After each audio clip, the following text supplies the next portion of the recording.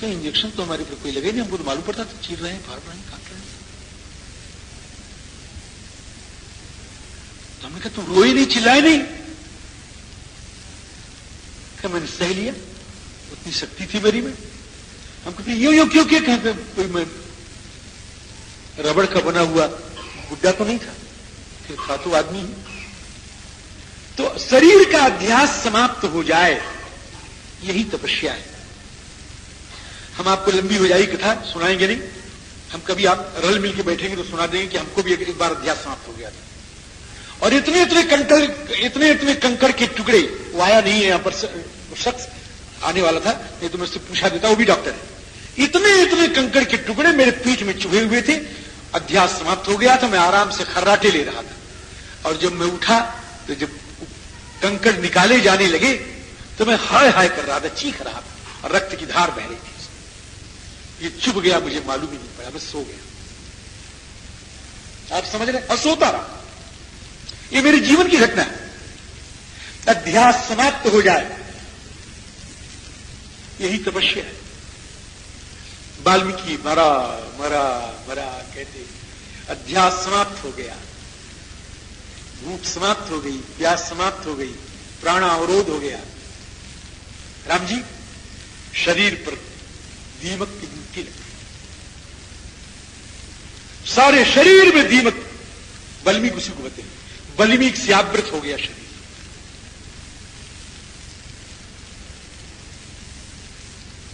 उसके बाद वरुण देव की वर्षा हुई। प्रसंग लंबा है। वरुण देव की वर्षा हुई, वर्षा से मिट्टी धुल गई, उसमें से वाल्मीकि पैदा हो गए। ब्रह्मा जी आए, ब्रह्मा जी ने कहा आज से तुम्हारा नाम वाल्मीकि हो गया। अथा ब्रवीण महातेजा ब्रह्मा लोक पितामह वाल्मीकि प्रभो यस्मात् तस्मात् वाल्मीकि रित्यसौ।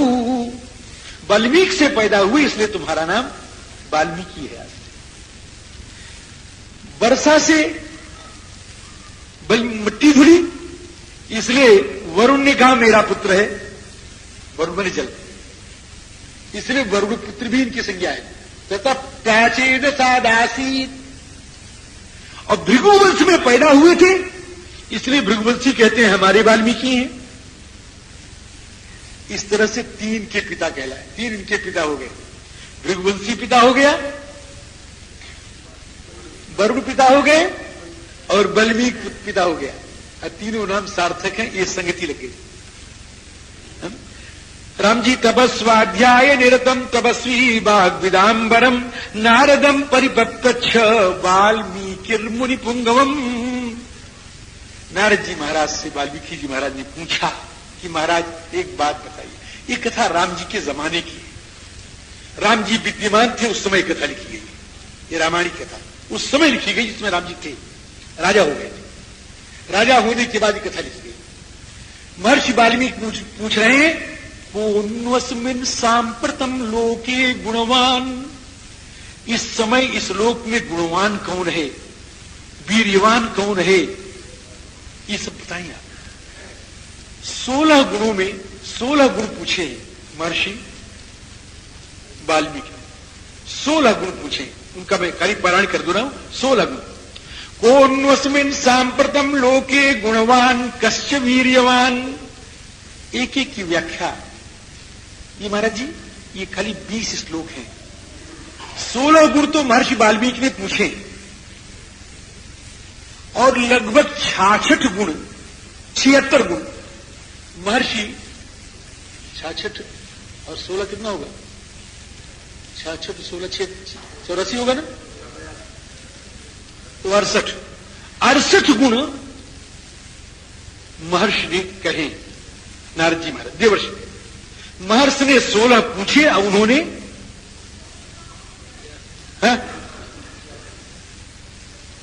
बात कर कहे। इस तरह से दोनों मिलाकर के 84 की संख्या होगी बोला, दोनों मिलाकर। संतों ने कहा कि इन 84 को जान लो तो 84 लाख योनि समाप्त। ये 84 है, ये 84। 16 गुणों में प्रश्न किया कि महाराज ये कौन है, ऐसा कौन, ऐसा कौन, ऐसा कौन। और उन्होंने सबका उत्तर दिया रामो नाम, राम नाम। गुणवान कहा कहे राम, वीर्यवान कहा राम, प्रिय दर्शन कहा राम। सबके उत्तर में एक उत्तर राम राम। राम राम शब्द सब जगह पहुंच गया था। जितना राम शब्द पहुंचा उतना दुनिया में कोई शब्द नहीं पहुंचा।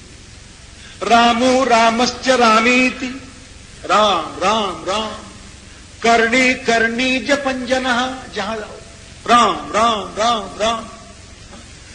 सारे सारे देश में महाराज चाहे जहां चले जाओ जयराम जी की, जयराम जी, जयराम जी, राम राम। ऐसा कोई नाम नहीं पहुंचा, कोई पहुंचा आज तक नाम। बड़े मशहूर हुए हो लेकिन जयराम जी नहीं छूटा।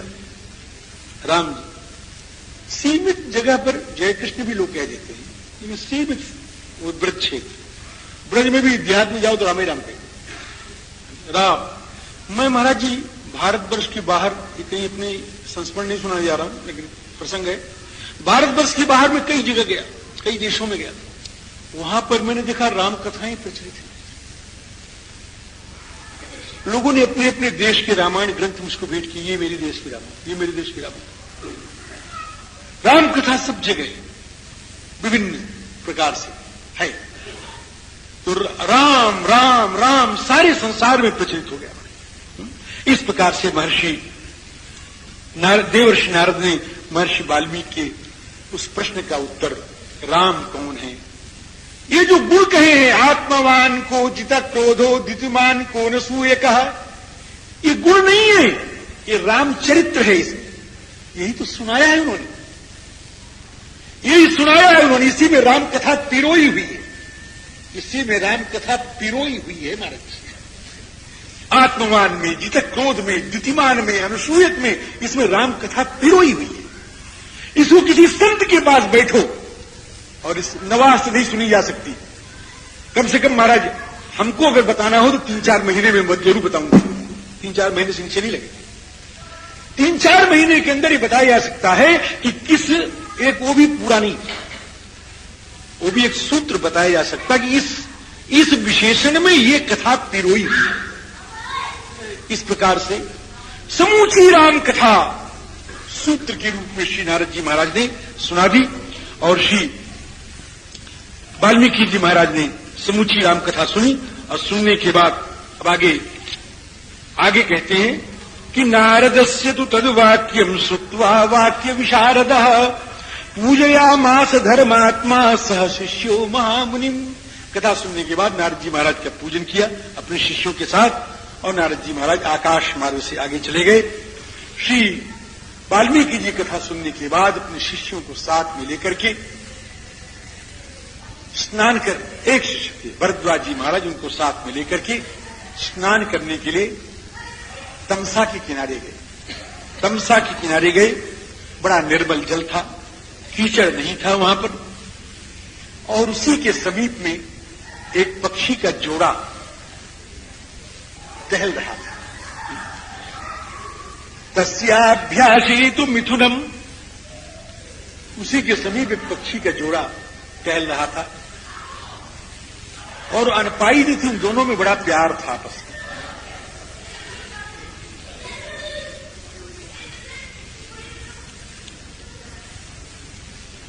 तस्याभ्यासेतु मिथुनम चरंतम अनपायिनम, उनमें बड़ा प्यार था आपस में।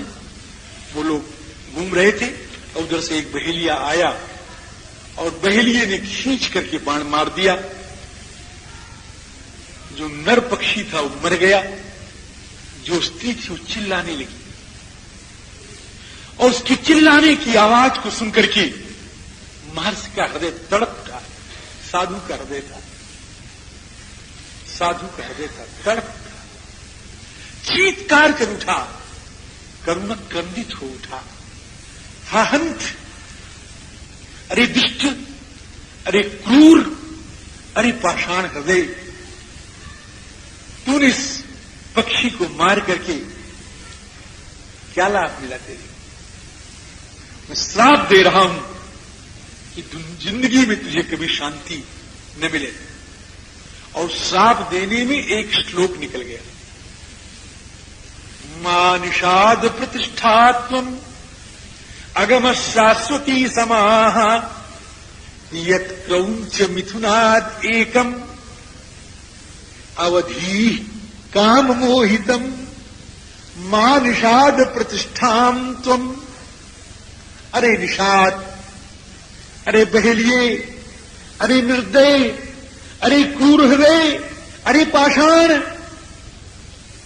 तो जिंदगी में शांति कभी न प्राप्त कर सके, अनंत काल तक शांति न प्राप्त कर सके। जो कि इन दोनों प्रेमियों में से एक प्रेमी पक्षी को तूने मार गिराया, काम मोहितम, बड़ा स्नेह था दोनों। मां निषाद प्रतिष्ठान तुम अगम शाश्वती समाह यत् क्रौंच मिथुनाद एकम अवधि कामम। इसका अर्थ अनेक अर्थ महात्माओं ने, टीकाकारों ने, संतों ने किए हैं।